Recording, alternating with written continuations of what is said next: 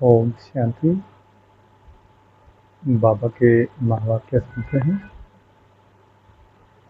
बाबा कहते, मीठे बच्चे, दुख हरता सुख करता बाप को याद करो तो तुम्हारी सब दुख दूर हो जाएंगे, अंतमति सो गति हो जाएगी। प्रश्न, बाप ने तुम बच्चों को चलते फिरते याद में रहने का डायरेक्शन क्यों दिया है? उत्तर, क्योंकि याद से ही जन्म जन्मांतर के पापों का बोझ उतरेगा। दूसरा, याद से ही आत्मा सत्व प्रधान बनेगी। तीसरा, अभी से याद में रहने का अभ्यास होगा तो अंत समय एक बाप की याद में रह सकेंगे। अंत के लिए ही गायन है। अंतकाल जो स्त्री सिमरे। चौथा, बाप को याद करने से 21 जन्मों का सुख सामने आ जाता है। बाप जैसी मीठी चीज दुनिया में कोई नहीं, इसलिए बाप का डायरेक्शन है, बच्चे चलते फिरते मुझे ही याद करो। ओम शांति। किसकी याद में बैठे हो? यह है प्यारे से प्यारा संबंध एक के साथ, जो सबको दुखों से छुड़ाने वाला है। बाप बच्चों को देखते हैं तो सब पाप करते जाते हैं। आत्मा सत्व प्रधान तरफ जा रही है। दुख तो अथाह है ना, गाते भी हैं दुख हरता सुख करता। अब बाप तुमको सच सच सब दुखों से छुड़ाने आए हैं। स्वर्ग में दुख का नाम निशान नहीं होता। ऐसे बाप को याद करना बहुत जरूरी है। बाप का बच्चों के प्रति प्यार होता है ना, यह तुम बच्चे जानते हो। बाप का किन किन बच्चों पर प्यार है। बच्चों को समझाया है, अपने को आत्मा समझो, देह नहीं समझो। जो अच्छे रत्न हैं वह बाप को चलते फिरते याद करते हैं। यह भी क्यों कहते हैं? क्योंकि तुम्हारा जन्म जन्मांतर से पापों का घड़ा भरा पड़ा है। तो इस याद की यात्रा से ही तुम पाप आत्मा से पुण्य आत्मा बन जाएंगे। यह भी तुम बच्चे जानते हो कि यह पुराना तन है। दुख आत्मा को ही मिलता है। शरीर को चोट लगने से आत्मा को दुख फील होता है। आत्मा कहती है, मैं रोगी दुखी हूँ। यह दुख की दुनिया। कहाँ भी जाओ दुख ही दुख है। सुखधाम में तो दुख हो न सके। दुखधाम, दुख का नाम लिया तो गोया तुम सुखधाम में हो। सुखधाम में तो जरा भी दुख नहीं। समय भी बाकी थोड़ा है, इसमें पूरा पुरुषार्थ करना है बाप को याद करने का। जितना याद करते रहेंगे उतना सत्व प्रधान बनते जाएंगे। पुरुषार्थ करके अवस्था ऐसी जमानी है, जो तुमको पिछाड़ी में सिवाय एक बाप के कुछ याद ना आए। एक गीत भी है, अंतकाल जो स्त्री सिमरे। अंतकाल में अगर स्त्री का ही सिमरन करते रहेंगे तो फिर धर्म ग्रंथों में अलग अलग उसकी सजा बताई है। तो यह अंतकाल है ना, पुरानी दुनिया दुख धाम का अंत है। अभी तुम सुखधाम चलने का पुरुषार्थ करते हो, तुम शूद्र से ब्राह्मण बने हो। यह तो याद रहना चाहिए ना। शूद्र को है दुख, हम दुख से निकल फिर अब चोटी पर चढ़ रहे हैं। तो एक बाप को याद करना है। मोस्ट बिलीवेड बाप है। उनसे मीठी चीज कौन सी होती है? आत्मा उस परमात्मा बाप को ही याद करती है ना। सब आत्माओं का बाप है, उनसे मीठी इस दुनिया में कोई चीज हो ना सके। इतने सब ढेर बच्चे हैं, कितने में याद आते होंगे सेकंड में। अच्छा, सारे सृष्टि का चक्र कैसे फिरता है वह भी तुम बच्चों की बुद्धि में अर्थ सहित है। जैसे कोई ड्रामा देख कर आते हैं, कोई पूछेंगे ड्रामा याद है? हाँ कहने से ही सारा बुद्धि में आ जाता है, शुरू से लेकर अंत तक। बाकी वह वर्णन करके सुनाने में तो समय लगेगा। बाबा बेहद का बाबा है, उसको याद करने से ही 21 जन्मों का सुख सामने आ जाता है। बाप से यह वर्षा मिलता है सेकंड में। बच्चों को बाप का वर्षा सामने आ जाता है। बच्चा पैदा हुआ, बाप जान जाते हैं। वारिस ने जन्म लिया, सारी मिल्कियत याद आ जाएगी। तुम भी अकेले अलग अलग बच्चे हो, अलग अलग वर्षा मिलता है ना, अलग अलग याद करते हो। हम बेहद बाप के वारिस हैं। सतयुग में तो एक ही बच्चा होता है, वह सारी मिल्कियत का वारिस ठहरा, बच्चों को बाप मिला और विश्व का मालिक बना। सेकंड में देरी नहीं लगती। बाप कहते हैं तुम अपने को आत्मा समझो, फीमेल मत समझो, आत्मा तो बच्चा है ना।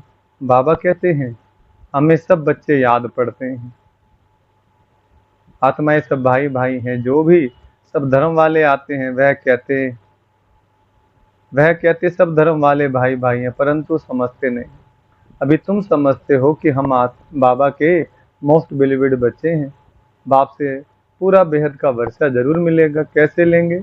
वह भी तुम बच्चों को सेकंड में याद आ जाता है। हम सतो प्रधान थे, फिर तमो प्रधान बने, अब फिर सतो प्रधान बनना है। तुम जानते हो बाबा से हमको स्वर्ग के सुखों का वर्षा लेना है। बाप कहते हैं अपने को आत्मा समझो, देह तो विनाशी है, आत्मा ही शरीर छोड़कर चली जाती है, फिर जाकर दूसरा नया शरीर गर्भ में लेती है। पुतला जब तैयार होता है तब आत्मा उसमें प्रवेश करती है, परंतु वह तो है रावण के वश, विकारों के वश जेल में जाते हैं। वहां तो रावण होता ही नहीं, दुख की बात ही नहीं। जब बूढ़े होते हैं तब मालूम पड़ता है अब यह शरीर छोड़ हम दूसरे शरीर में जाकर प्रवेश करेंगे। वहां तो डर की कोई बात नहीं रहती, यहाँ तो कितना डरते हैं, वहाँ निडर होते हैं। बाप तुम बच्चों को अपार सुख में ले जाते हैं। सतयुग में अपार सुख है, कलयुग में अपार दुख है, इसलिए इसे कहते ही हैं दुख धाम। बाप तो कोई तकलीफ नहीं देते हैं, भले ग्रस्त व्यवहार में रहो, बच्चों को संभालो, सिर्फ बाप को याद करो, गुरु गोसाई सबको छोड़ो। मैं तो सब गुरुओं से बड़ा हूं ना, वह सब मेरी रचना है, सिवाय मेरे और कोई को पतित पावन नहीं कहेंगे। क्या ब्रह्मा विष्णु शंकर को पतित पावन कहेंगे? नहीं, देवताओं को भी नहीं कह सकते सिवाय मेरे। अभी तुम बच्चे गंगा को पतित पावनी कहेंगे? यह पानी की नदियां तो सदैव बहती हैं, गंगा ब्रह्मपुत्र आदि भी तो चली आती है, इनमें तो स्नान करते ही रहते हैं। बरसात पड़ती तो फ्लड आ जाती है, यह भी दुख हुआ ना। अथाह दुख है, बाढ़ में देखो कितने मनुष्य मर गए। सतयुग में दुख की बात नहीं, जानवरों को भी दुख नहीं होता है, उनकी भी अकाले मृत्यु नहीं होती। यह ड्रामा ही ऐसे बना हुआ है। भक्ति में गाते हैं बाबा आप जब आएंगे तो हम आपके ही बनेंगे, आते तो हैं ना। दुख धाम के अंत और सुख धाम के आदि के बीच में ही आएंगे, परंतु ये किसको पता नहीं सृष्टि की आयु कितनी होती है, यह भी नहीं जानते। बाप कितना सहज बतलाते हैं। आगे तुम जानते थे क्या कि सृष्टि चक्र की आयु 5000 वर्ष, वह तो लाखों वर्ष कह देते हैं। अभी बाप ने समझाया है 1250 वर्ष का हर युग होता है।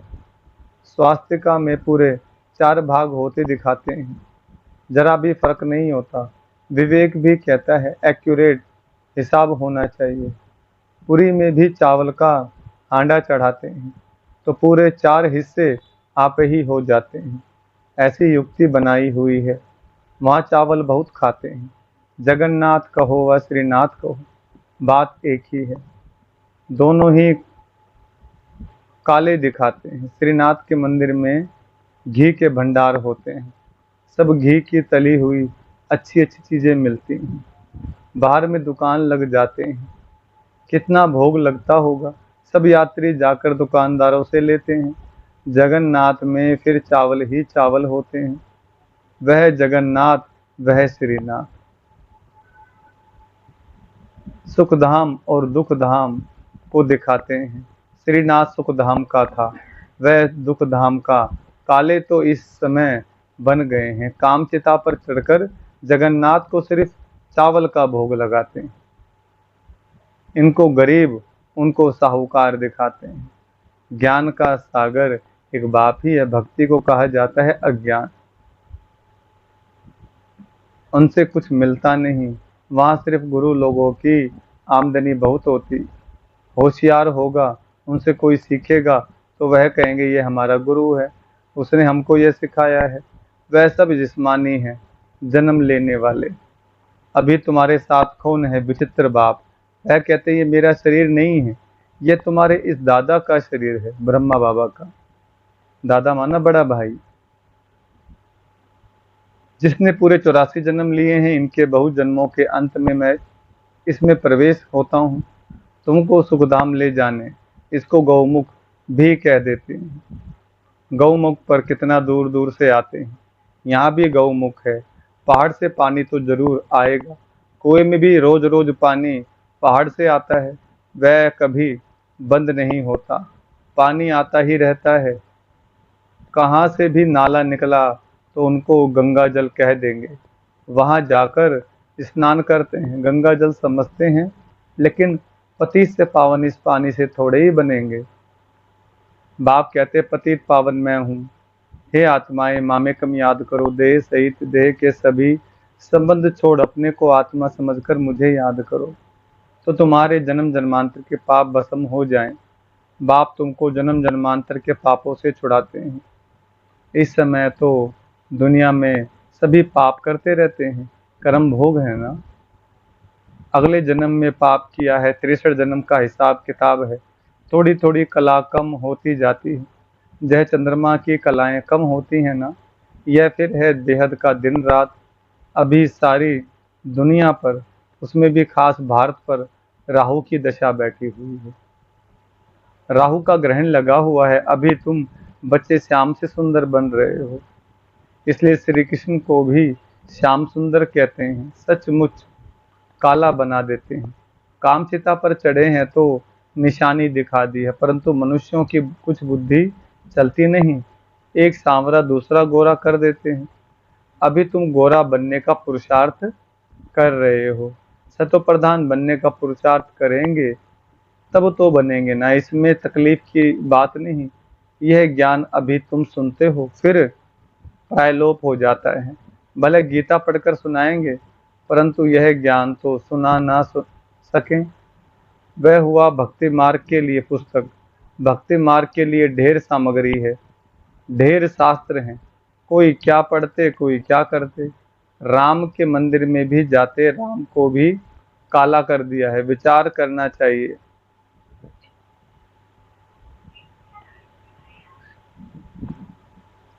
कि काला क्यों बनाते हैं।